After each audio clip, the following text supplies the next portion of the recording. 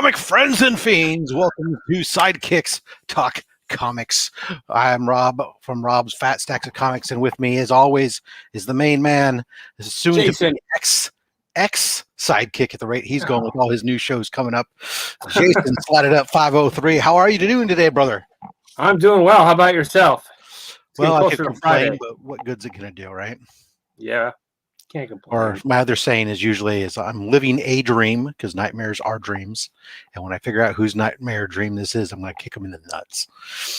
Right. So let's kick this bad boy off like we always do. Welcome everybody out there joining us right now. I see James, Willie, Super Jesse, DJ Link,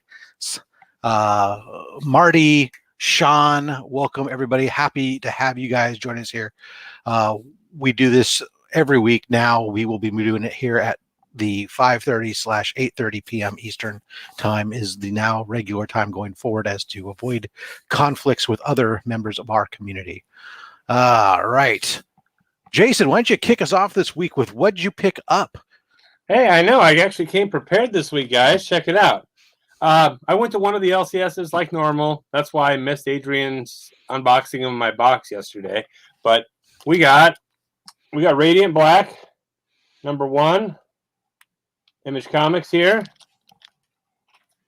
I seen this on the rack, dude, and I had to buy it. I mean, come on. Don't laugh at me. G.I. Joe yearbook #1. Nice. I mean, G.I. Joe. Then we got the High Republic Adventures #1. I think there's like a third print, maybe. Yeah. Oh no, that's the Star Wars Adventures. That's the first print. Oh, that's the first print. Okay, I'm thinking of the High Republic #1. Yeah, the that third print. Third print. Yeah. So, I love this cover. Got that one, and then got Teen Titans Future State #2. They didn't have the cool cover like everyone else had, so I got this one. I got my Future State Dark Detective #2. Love this cover, though. Of course, they had all the Batman covers, so I got, 3 of each or 2 of each. And then I got my Future State The Next Batman #3. So that's what I got yesterday. Very groovalicious. I got myself a stack myself as well here. I didn't. Let's see. Yeah. We'll go through flying on the quick. The Future State. I figure where I'm at on the camera here. That Dark Detective, the A, and you know me, grab the B. The Robin Eternal, the A, and kick down the door for the B. Nice. Yeah, I went and grabbed the third print, and we'll talk more about this later. And as I complain and drone on, Star Wars Darth Vader. Cool cover with that one. The X-Force. Let me get that in there. Probably the only person left on the planet still reading this, and I've now unsubscribed for it, so I won't be reading for much longer. Heavy from Vault Comics. Nice. It's different, but it's not really my cup of tea. It's not really anything else there. Oh, good. There you go. You see, Slot. James got his stuff. Nice. I think it was Taylor's art book. Yeah. The ASM 59 with Mr. Negative and the 1/25 variant cover.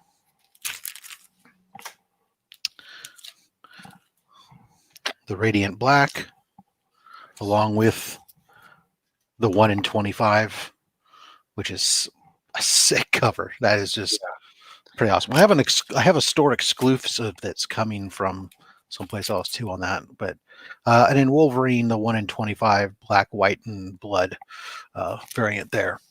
So that was the week that is. Nice. You got some better Radiant. You got some better covers than I did in general. Well, I've decided I'm trying to shift some of my buying away from some of the online exclusives variant and more back into some of the ratio variants. So I have some of the ratio variants. I have my LCS is nice enough, Elusive Comics and Games in Santa Clara. Shout out to those guys. They're nice enough to allow me to go ahead and put, as a subscriber, to request the ratios on my pull list, and they'll pull them for me if they're available, and I'll get first right of refusal. So I'd rather spend. I'm making a conscious decision that I'd rather take my dollars and spend on get the for these low print run copies. I'd rather get the ratios and spend my money with my LCS than necessarily as much as I do online. I'm not going to cut out the online store exclusives because some of them are just sick, and I'm an art chaser. Absolutely. And I agree with you, Sean Aries. I like a lot of the Marvel books as well, but I really missed out on the Donny Cates store and, the Venom stuff right now. I'm so far behind and I just haven't been able to catch up, but everyone says it's great. So those are books I'm missing out on. I've caught up on the Venom. I'm up to speed with it. And I don't think I climbed on board the Venom bandwagon until about issue 18 or 19. But I managed to go back and build all the first issues in the run before they went ridiculous. Future State, I've got them all stacked up here waiting to read. I know that it's playing out because now I see next Batman looks like he's going to have his own title going forward and such with DC, and so I guess I got to pay attention. Yeah, the ones I've read have been really good. Good. All right, so that is our new stuff for the week here. It's time for us to get into the next segment, our discussion segments here. As you are my guest, what is it you like to talk about? What is it you want to do? I figured we would talk about the different ages of comic books. We have Golden Age, we have Silver Age, Bronze Age, and Modern Age. When are we due for the next age of comic books? They were going from, I think it went from 18 years of an age, 14 years of an age, 15 years of an age. Now we're going on 36 years. Yeah, 92, 91. Yeah, when is the next era of comic books going to kick in, I'm wondering? Well, we're overdue. The only era that's longer is the Platinum Age, but the Platinum Age is really just, pre-World War II and as far back as there is. Yeah, and then, I thought we'd talk about some of I came up with the list of a cover from each age, some of my favorite covers from the ages. Thought we'd talk about that as well. Fair enough. Well, take it away, good sir. I shall give you the stage. This whole sharing screen thing, we're going to try it and see what you guys think. We're going to go with the Golden Age right off the bat. Oh, whoa. Let's see if we can get this to work. We're going to go with that one if you guys can see that. I'll get it there. There you are. There you are. Detective Comics, number 31. Imagine that, a Batman book. But, this book is just, the ears are a little crazy on the Batman, but, that's the older age. But just him looming over the castle right there, and then, he's looking to hunt down the master of crime, known as the Monk. Doesn't sound that, terrifying or anything like that, but that is a fantastic cover, I think, for the Golden Age. That is, there goes eBay. So that would be my Golden Age pick. And then my silver, I'm not cool like Rob. I don't have the fat stack of comics, right? Like in the wall and all these books. You don't have a Golden Age comic just sitting right here? No, I don't. I don't even have my favorite Silver Age or my favorite Bronze Age book in hand. But we'll go with my favorite Silver Age book. And this is just a classic right here. This is a Jack Kirby classic. Let me know when you get that up there. I will. You got to share it again. I got to share it again. Look at me. Darn Sidekicks.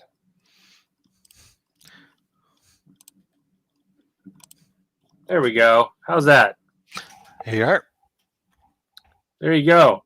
You got Thor 126 doing battle with Hercules.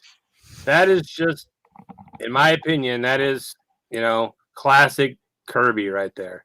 Just a fantastic cover, one I remember. Who didn't remember Thor when he fought Hercules, right? Then we got our... There's my silver. Stop showing off, Rob. Look at Rob.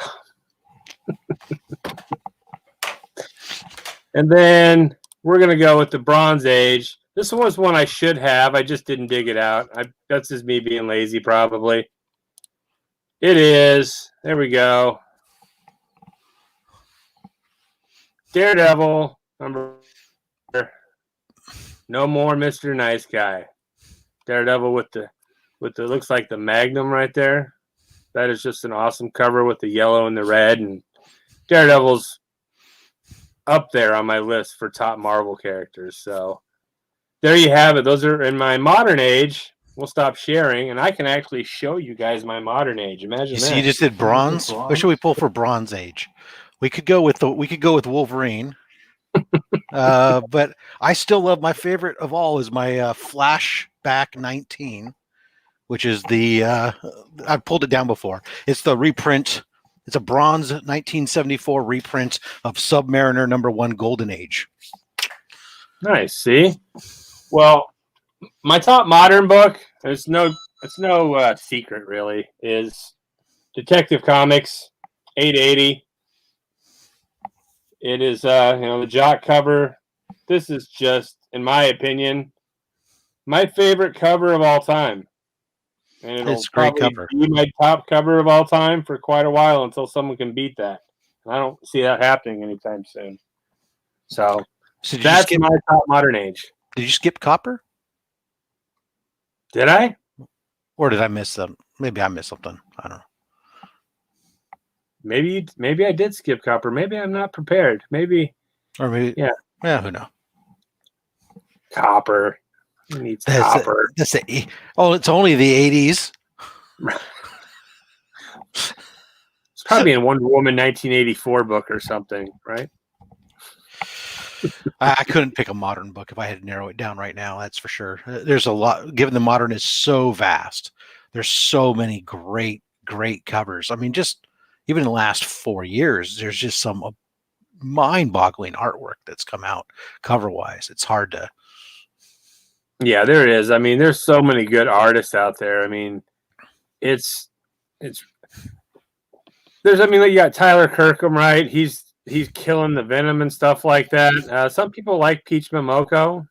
Me personally, I'm not a Peach Momoko fan. There's some covers that I dig, I guess, but for the most part, meh. I like my favorite cover so far this year. My top two are, independent artists, not even actual comic book artists. So I've been digging a lot of the stuff that's been coming out from,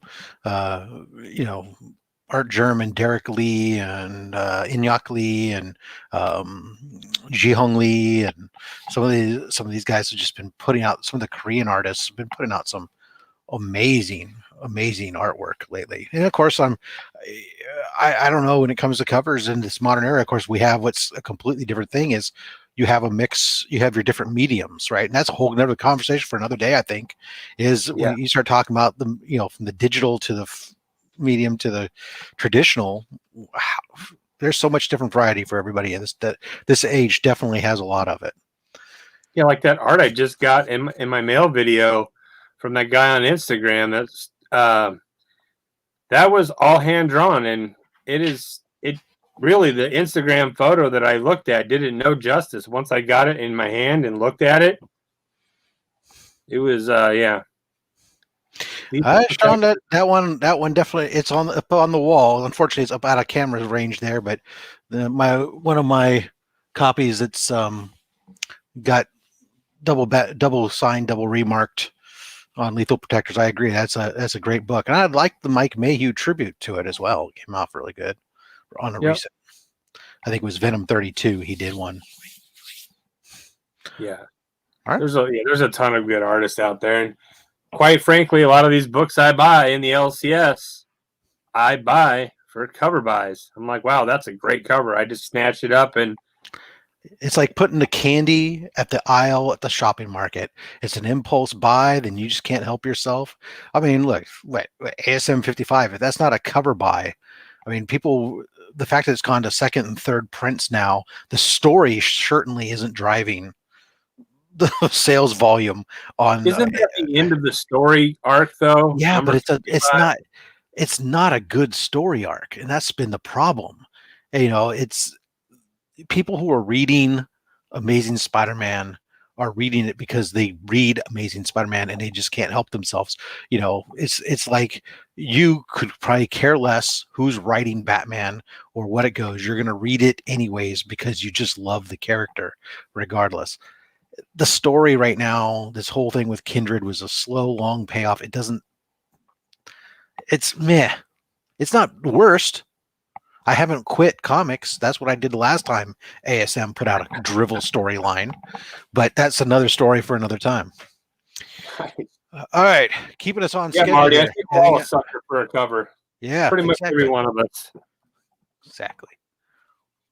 All right, so that's your piece there, correct? Yep. All right, cool. Make sure I don't want to cut you off there on eras. I mean, I guess we could throw it out there. Hey, I mean, real quick there. What do you guys? Which era is your favorite? I mean, I tend to I have an affinity overall. I think when it comes to covers, I love the Golden Age covers. They are there's a style about them, especially the sci-fi covers from that and the early Silver Age. I totally dig those covers. Personally, are probably my favorite of everything. The books may not be my favorite books to read, but the covers just, I don't know, there's something about them that just kind of... They told the story a little bit more of what was going on in the book compared to now. Maybe. I don't know. That's what I think. But my personal favorite, I mean, I like Silver Age. Silver Age, they have a lot of good covers. They just, it's not, I mean, Golden Age isn't too far behind, but Silver Age, just so many fantastic covers that, bring back a lot of memories for me.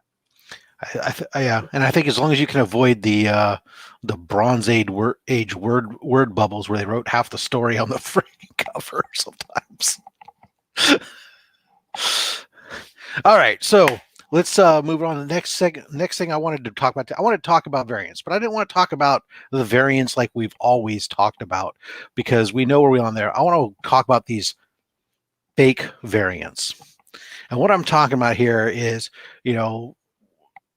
people want to say that variants are killing or there's our variants killing the argument, the comic book thing. I said, no, it's us. And there's a cover variant where you were at the time of release where there's multiple covers.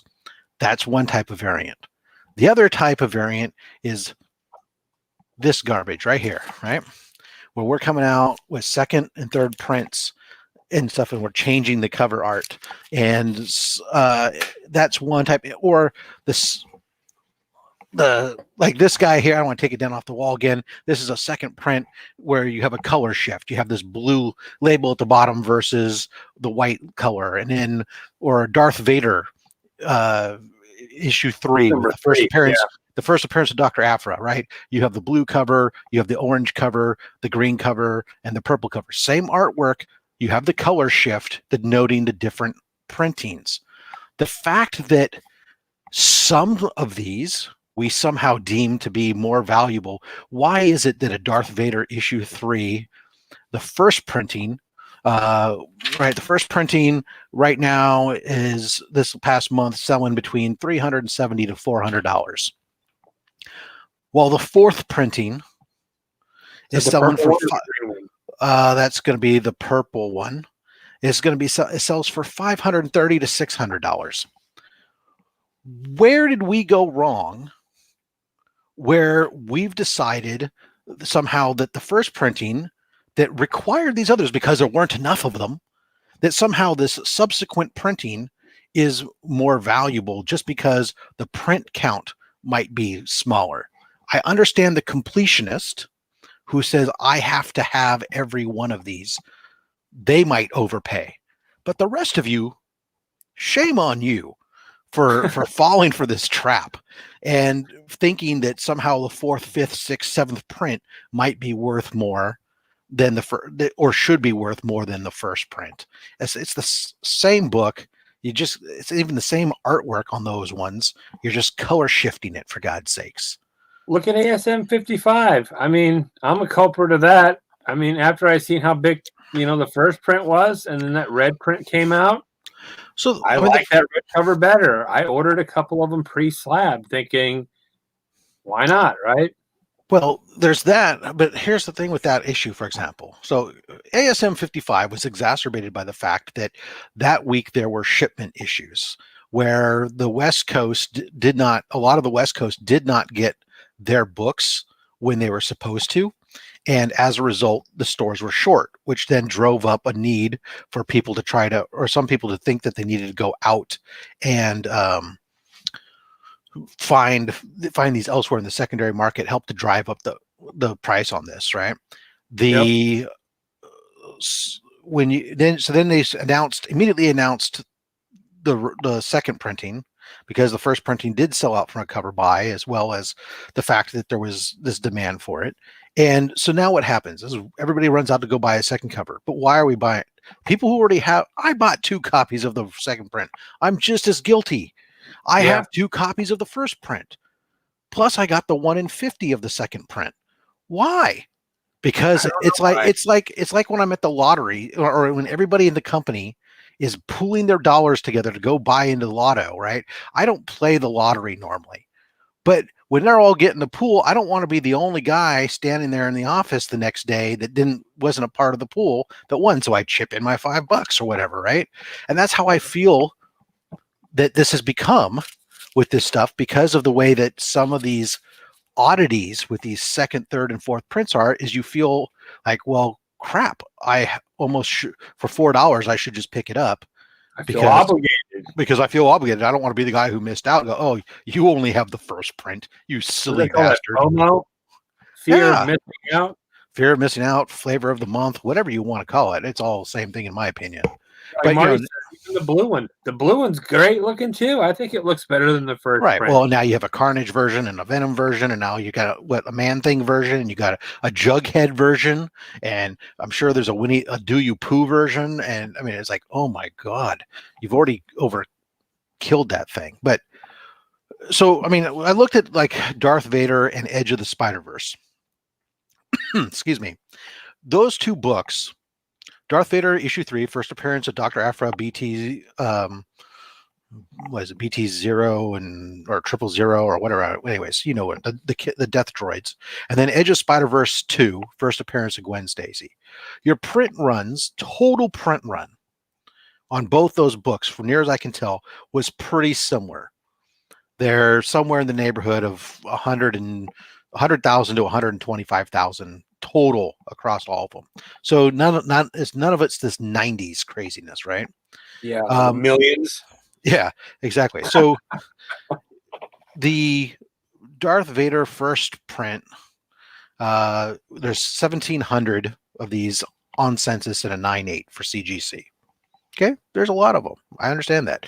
$370 to $400. Second print, there's 136 on census at a 9.8.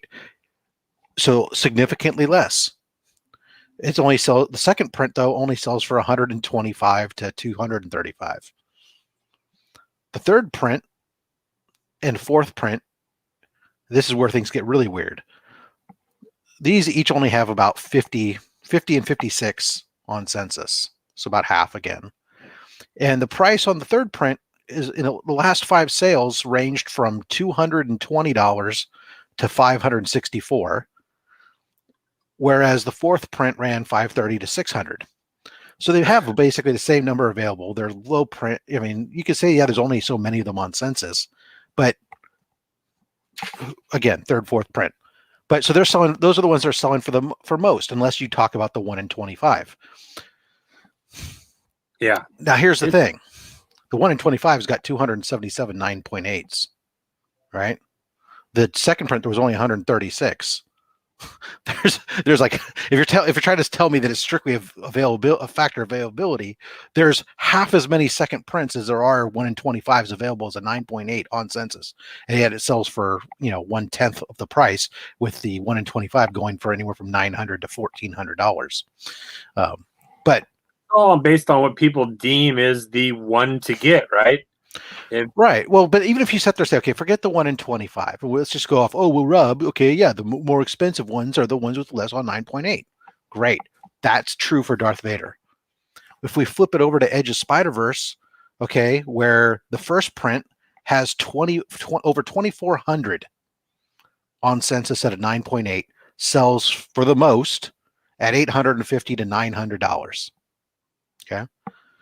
The second print, there's only 66 on census, and it sells for $450 to $500. So based on any kind of ratio, it should be a lot more. But when you go down to the 100 and you go down to the fourth and fifth prints, there's only 100 and so on census, but they sell for less than $100. Yeah, I'm sorry, Sean.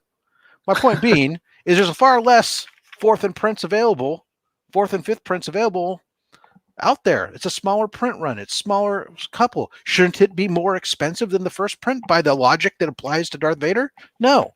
We're picking and choosing some of this weird stuff, and it's just arbitrary, and we're doing it to ourselves. I don't know. Yeah. Why times? I'm just going to sit here for a second. I'm just going to simply say this. Get off my flipping lawn. I'm an old man. I'm going to pretend I'm an old man for a second. Tell you, first prints should always be more valuable than second, third, and fourth and fifth prints, people. Don't fall for the trap. You would think.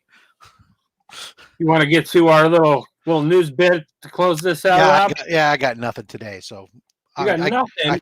I've probably read 1,800 news stories and forgotten them all already. So yeah, well, I wrote mine down. I came prepared. I thought it was a pretty funny story, though. But I mean, I like Doom. If you guys couldn't tell by my last video, that picture I bought, I like Dr. Doom. He's one of my favorite villains, really, in Marvel or DC. He's just unique as a villain, as his personality, his backstory, just everything about the guy is, wanting to save his mom from, basically hell. So he's just a cool character. But I guess Marvel revealed that they're going to make him adding him to the new Guardians of the Galaxy team. So they're going to Doctor Doom is going to be part of the cosmic team, Guardians of the Galaxy. It's we'll see. Doctor Doom, I'm sure he'll have his motives of being on the team. He's got to be gaining something with the way he thinks. But that'll be interesting. I'll probably be picking that up just because I love Doctor Doom and I'd like to see how he interacts with the team. Yeah. You didn't like that idea, did you? No, I love Doctor Doom as a character. Like Submariner, I like the fact that he can be heroic, but is very self-centered, and is worried about what's important to him and his country or his people is the most important thing to him. So that's pretty solid. But him then suddenly joining a team worrying about anything outside of his country. Well, like I said, there's got to be, that ulterior motive behind it. It's probably going to play out to where he was playing, the Guardians and was using them to get, to his ultimate goal of something. That's how Doctor Doom thinks. That's how he is. It's all about him. And it's, the end goal is what's most important to him, no matter how he's got to get there. So we'll see. I think it'll be an interesting read, to say the least. Well, fair enough. All right. Well, with that, folks, we're coming up on it's 6 o'clock, the witching hour, 9 o'clock on the East Coast, at least our witching hour. We'll want to get you to be able to go tune into your other programs because we're just the appetizer, so to speak. take us out of here, Jason. Well, guys, until next time, as I always end it, like Jimmy likes to say, as I always end it, slot it up, comic book world. Collect what you want. Don't listen to anybody, including myself. I'm just a fat man with a fat stack of comics and a fat opinion. Thanks for watching, everybody. See you next week over on Slotted Up 503's channel. Make sure you're subscribed and hit that alert button so that way you know when we're going live, just in case you're not already subbed and liked. Thank you.